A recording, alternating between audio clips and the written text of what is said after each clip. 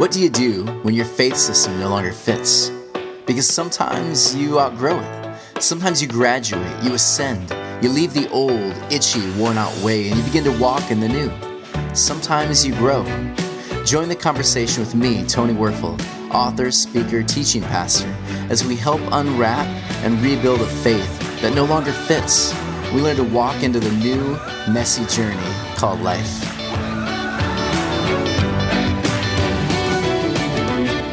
Hello, friends, family, and trolls alike. I hope you've been having a great week. As most of you know, I took a bit of a break. And in hindsight, I'm actually not very proud of it. And I'm just going to give you a little info. Here in OC, I've had a group of people basically, they've kind of threatened me. They've attempted to create these narratives of half-truths, and many of my blogs and podcasts, they've been kind of used and twisted against me. And a couple weeks ago, I just said, man, forget it. Like, I'm done. How long? I have no idea. I'm just done. Just done with it. And the main podcast that they were focusing on was an interesting one. It was our last one over sex before marriage and atheist morality, and it's interesting that they kind of like hyper focused on the one, and you can of course guess it was of course sex, and so again, like, so fascinating to me. That's what I've been hearing about over and over again from a small group of people who don't really even listen to this blog, and so I had the email question, again, sent to me from a person who had genuinely struggled with the topic because they did their research. And so they understood that these verses throughout the Bible, they're not actually referring to what our culture, which fundamentalism has debated on about this idea of premarital sex. They understood that the Bible is not referencing what we discuss today as premarital sex. It wasn't what they were talking about. And so this person understood that when they asked the question. And so it was a great question. And the feedback I got from so many of our normal listeners was thank you. And I should probably have held on to that. And isn't that funny that like someone will give you a really positive, glowing comment and that'll be so good, but then one little negative thing and it's just out the door. But it's so interesting. So many of you wrote. Here's one. Let me share this one. Rather than attempting to use these verses to guilt and shame our kids into not having sex, I'm going to have honest discussions with them over what loving, committed relationships look like, specifically in regards to marriage. Those were the kind of comments that I probably should have listened to. Instead, I got wrapped up in the junk. And here's the kicker. The main verse that a lot of these people often were referring to was this one in Corinthians, 1 Corinthians 6:13. So I'm going to just look at it for a minute with you because I find it fascinating that they all, like, that was the one they go to. And of course, they'll skip over the first sentence and they'll go right into the second because they're trying to use this as ammunition to prove their point. And so they'll go right to the body, this 6:13. The body is not meant for sexual immorality, but for the Lord, and the Lord for the body. Which again, literalize that gets a little bit weird, right? There's a deeper thing going on here. If you look at the sentence before, it states this: food for the stomach and stomach for the food, and God will destroy both one and the other. Right? So what does that mean? Again, it's interesting. They won't quote that part of the verse. They'll just skip right to whatever fits their argument. So again, if you're taking this verse and simply proof texting, you're attempting to win an argument by taking a verse and throwing it at someone, you're going to miss what's actually going on here for Paul. There was this common phrase used in dialogue during this time, during the New Testament era. They would say food for the stomach, stomach for the food. So here's what's happening. When someone had an urge to satisfy some kind of desire that they would feel, they would actually say this phrase. It was a common phrase at that time period. So I'm hungry. I'm going to eat that and that, right? I'm going to have a blizzard on top of it. Yeah, I'm going to do that because, well, I'm hungry. I'm going to do what I want. I do what I want, right? Those words get us in trouble sometimes. I do what I want.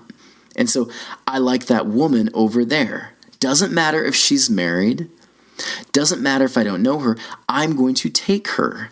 That was actually happening in that culture. That's what this verse is actually referring to. And so the idea was that if I have this desire, then I should just fulfill it because it's a desire.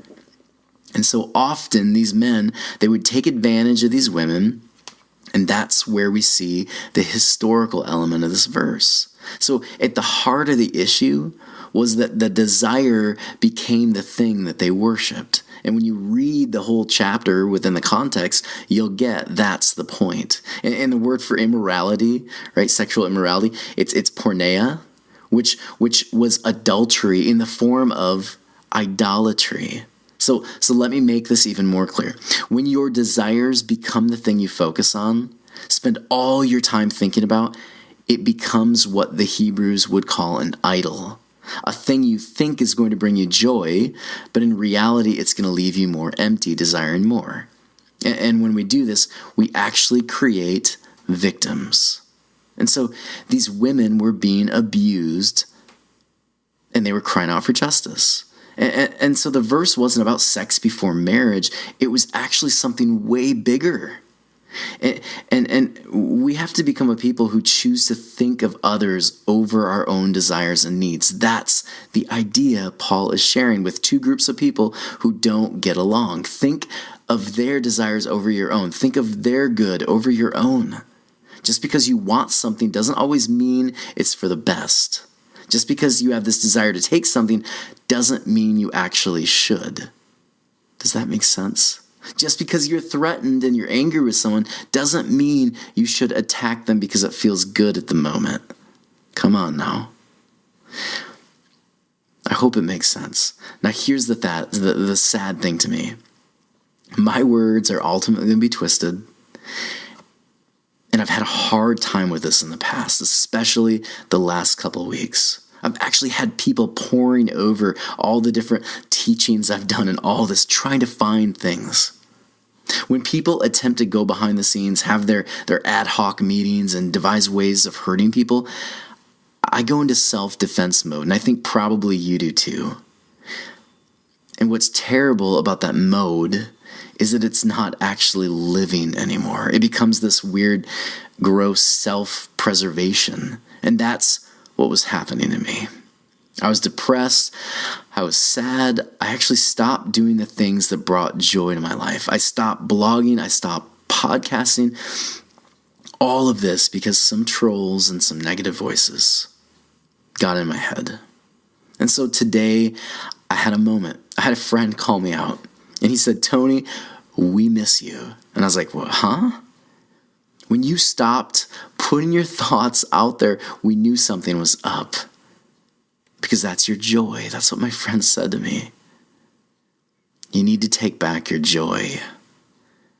And I'm wondering if anyone else out there has been purposely not following the things that bring joy and life more abundantly because you've been so filled with fear. You've been told you can't do it. You've been treated poorly by people who just want to satisfy their anger or they're feeling threatened and so they throw jabs. Here's what I'm going to do. I'm going to do the podcast more than ever. I'm going to blog my heart out because I'm understanding now that brings me joy. And when the comments come in, here's what I'm going to do. First off, I'm not going to reply right away.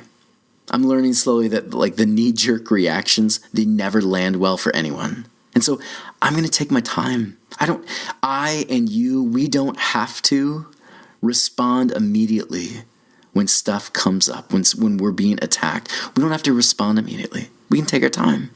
Another thing I want to do better is when I'm ready to listen to the criticism and honestly ask if this thing is coming from an honest question or not. That's what I want. I just want to stop and say, is this question valid or not? Is this thing worth my time? Or is this just another person threatened and wanting to be right? Because if the former is the case, I honestly, again, I'm just going to pass and not spend another ounce of energy on that. I don't need to be right, and I don't care that you want to be right. It doesn't matter to me. If it is the first and you genuinely want a conversation, then let's talk and let's have a conversation, because that brings life. Another thing, most of the time the issue, I'm learning it's not actually about me. Because if you're asking questions, you're making someone uncomfortable. If you are asking difficult questions, you're making someone uncomfortable. And most of the time, people have triggers, and sometimes we, being people who, again, ask questions, live dynamically, we terrify them. Because the core of our being makes some people really uneasy. So many times, it's actually less about you and me, and more to do with them. And when you can understand that, I think we begin to live a little differently in the middle of conflict. And the last thing that I did a really piss poor job of was keeping my balance. I did not do this. I just stopped. I stopped. I gained a little bit of weight. I ate garbage food. I wanted to sleep all day. I stopped working out. I felt miserable. So in the middle of your conflict, maybe you and I, that's the time we need to more than ever do everything we can to keep moving, keep breathing, keep our balance.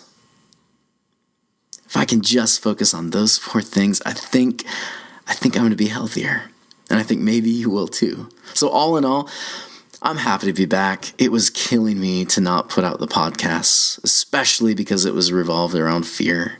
So to my friends who are trolling for dirt, maybe this podcast is going to find you well. And to the growing audience who supports and listens to this, thank you for your patience and your love. And as always, more than ever now, I could really use some help monthly with these small Patreon donations to help keep this thing afloat.